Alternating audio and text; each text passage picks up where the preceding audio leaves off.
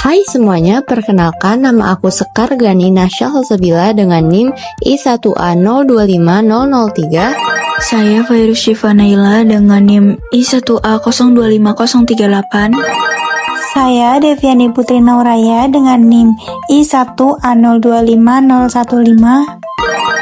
Saya Kunara Nasu Aurelia dengan NIM I1A025026. Saya Ardiani Anikisti dengan NIM akhir 044. Aduh, cuaca panas gini bikin gerah banget. Jadi pengen minum es deh. Tapi kok aku bisa kepikiran ya kalau lagi kegerahan minum es? Kakak, aku mau nanya dong. Kakak tahu gak sih alasan kenapa kalau aku lagi kegerahan kayak gini kepikiran buat minum es? Oh, itu namanya homeostasis, adek. Hah? Homeostasis? Apa sih kak arti homeostasis itu? Jadi, homeostasis itu sebenarnya konsep dasar dalam tubuh kita. Soalnya, tubuh kamu lagi kepanasan. Jadi, otak langsung nyuruh kamu cari yang dingin-dingin kayak minum es supaya badan baik nyaman lagi. Jadi, tubuh punya proses dan mekanisme otomatis yang selalu bekerja supaya kondisi di dalam tubuh tetap stabil. Walaupun di luar panas, dingin, rame, atau berubah-ubah, tubuh tetap berusaha bikin keadaan dalam tubuh seimbang, biar kita bisa berfungsi dengan normal. Nah, homeostasis ini bikin tubuh kita bisa ngatur suhu, ngatur cairan, ngatur tekanan, pokoknya semua yang bikin tubuh tetap stabil walaupun lingkungannya berubah. Nama homeostasis sendiri dari bahasa Yunani yang dimana homeo artinya serupa dan statis artinya stabil. Jadi maksudnya tubuh selalu dijaga supaya tetap stabil. Supaya kamu lebih paham tentang homeostasis, ayo ikut kakak ke lab, dia akan dijelaskan oleh teman kakak.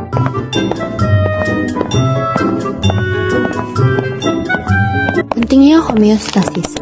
Pentingnya homeostasis terletak pada fakta bahwa sel dan jaringan tubuh hanya dapat tetap hidup dan berfungsi secara efisien jika kondisi internalnya dipertahankan dengan baik. Homeostasis diperlukan untuk mencegah kerusakan sel, jaringan, dan organ akibat perubahan lingkungan eksternal yang dapat mempengaruhi sistem internal. Semua sistem organ saling bergantung untuk mempertahankan homeostasis, dan perubahan pada satu sistem dapat mempengaruhi sistem tubuh lainnya. Gangguan homeostasis dapat menyebabkan disfungsi dan kehilangan kontrol terhadap organ dalam tubuh. Yang kedua, ada variabel dan kondisi yang dipertahankan. Kondisi konstan ini dijaga dalam batas yang telah ditentukan atau rentang homeostasis. Contoh variabel penting meliputi suhu tubuh atau termoregulasi. Kedua, ada keseimbangan cairan tubuh atau osmoregulasi. Yang ketiga, ada pH cairan ekstraseluler atau keseimbangan asam basa. Yang keempat, ada kadar gula darah. Dan yang kelima, ada konsentrasi ion, natrium, kalium, dan juga kalsium.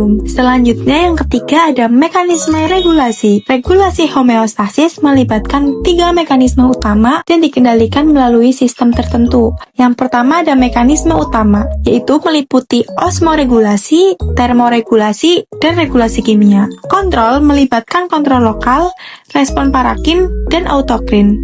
Dan juga kontrol refleks yang melibatkan sistem saraf dan endokrin. Ada juga sistem yang terlibat, yaitu sistem respirasi, sistem endokrin, sistem urinari, dan juga sistem saraf.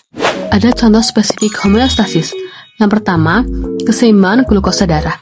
Sel bergantung pada kontrol kadar glukosa darah untuk fungsi fisiologis. Pankreas adalah regulator utama glukosa darah dengan mengekskresikan hormon insulin dan glukagon. Ketika glukosa darah rendah, pankreas mengeluarkan glukagon untuk meningkatkan glukosa melalui glikogenolisis. Ketika glukosa darah tinggi, insulin dilepaskan untuk memicu pengambilan glukosa ke dalam otot dan jaringan adiposa, sehingga menurunkan kadar glukosa darah. Selanjutnya, yang kedua yaitu ada keseimbangan cairan tubuh. Cairan tubuh dibagi menjadi cairan intraseluler sekitar 40% berat badan dan cairan ekstraseluler sekitar 20% berat badan. Osmolaritas didefinisikan sebagai jumlah partikel per liter cairan, di mana normalnya osmolaritas plasma darah sekitar 286 miliosmol per liter. Pergerakan cairan bergantung pada osmolaritas dan tekanan hidrostatik. Yang ketiga ada keseimbangan asam basa. Keseimbangan asam basa berfungsi untuk mempertahankan homeostatis tubuh. pH tubuh manusia normal berkisar 7,35 sampai 7,45. Jika pH tubuh di bawah 7,35, hal ini bisa menyebabkan asidemia. Dan jika pH tubuh di atas 7,5, hal ini bisa memicu alkalemia. Namun, ternyata tubuh memiliki mekanisme kompensasi loh. Contohnya, jika terjadi asidemia metabolik, sistem pernafasan akan mengeluarkan lebih banyak karbon dioksida untuk mencapai keseimbangan. Yang keempat sekaligus terakhir, ada termoregulasi atau mekanisme pengaturan diri untuk mempertahankan suhu tubuh yang stabil. Manusia sendiri ialah endotherm yang memiliki suhu internal inti normal sekitar 37 derajat Celcius.